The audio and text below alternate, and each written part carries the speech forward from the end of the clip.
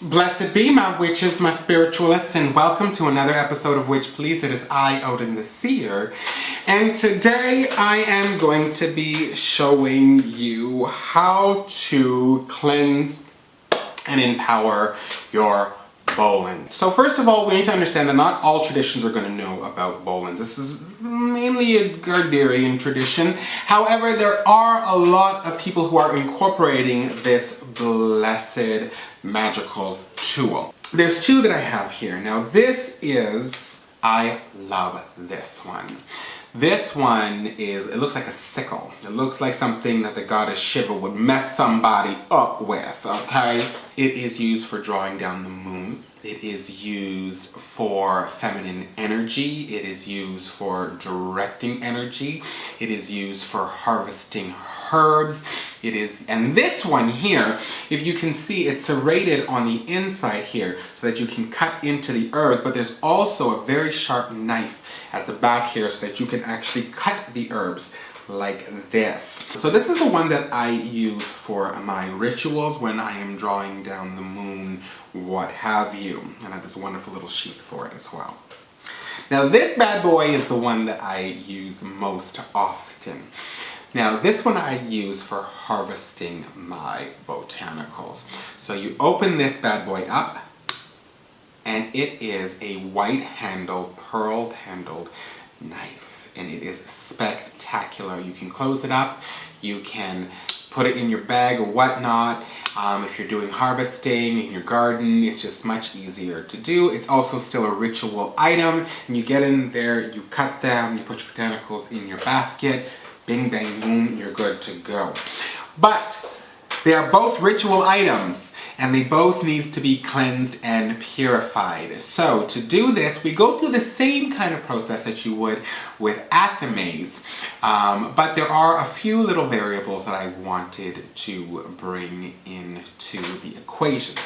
Because this is not an air and fire type of magical tool, we're not going to be using sage or red sage for this. What we're going to be using is we are going to be using myrrh. Because myrrh also has its purificatory aspects to it and its cleansing aspects to it, but it's also a water botanical. So this is one of the variables that are going to be changing. We will still be using our blessed water in our white bowl, our white towel, and our rubbing alcohol. Okay. So let's get this party started. So we're going to take some of our blessed water here, and we are going to sprinkle onto both of these items. I bless and baptize these Bolins with the water element, cleansing them of all negative energies.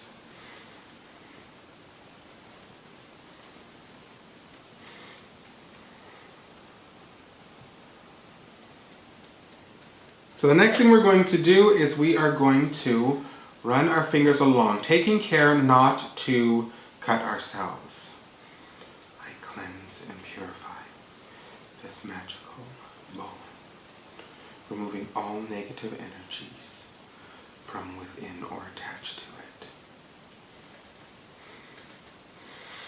I cleanse and purify this magical bowl, taking care to remove all negative energies that are within or attached to this magical ritual item. If you do have one with wood, you want to make sure that you dry it clean, dry it very well, but you're going to dry this one very well as well because you don't want it to rust. Now this one you can cut with. Its whole purpose was for cutting magical botanicals.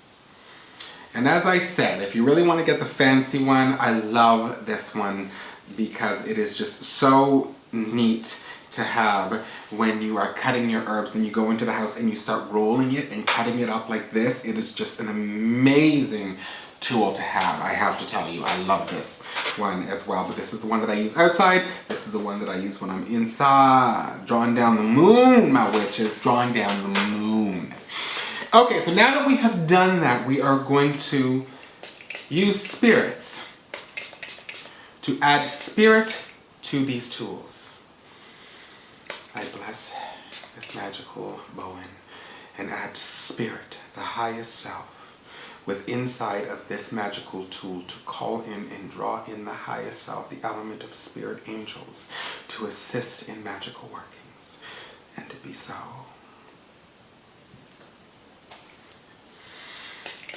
I cleanse and purify this magical Bolin with spirit, to bring in the higher realms of existence, to cleanse and purify and allow magic to make manifest from the angelic realm onto this realm of existence.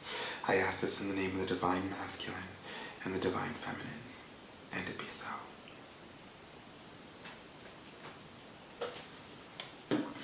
Okay, so now we're going to go through the same process again, and we are going to dry this up really well. Now, if you're using isopropyl on this, it'll dry up just immediately. Isopropyl really evaporates very quickly. But this is just your standard rubbing alcohol, which is still the same thing. If you don't want to use rubbing alcohol, you can also use the distilled water for this with the same results. So that is another witchy little hack for you. Now we're going to do the third part here. And we are going to burn our myrrh. So we're going to take a couple of pieces of myrrh here. We're going to place this onto your burner here. And we're going to get the smoke to start rising. So now we are going to waft this through, bringing in the element of water and feminine energy, moon energy.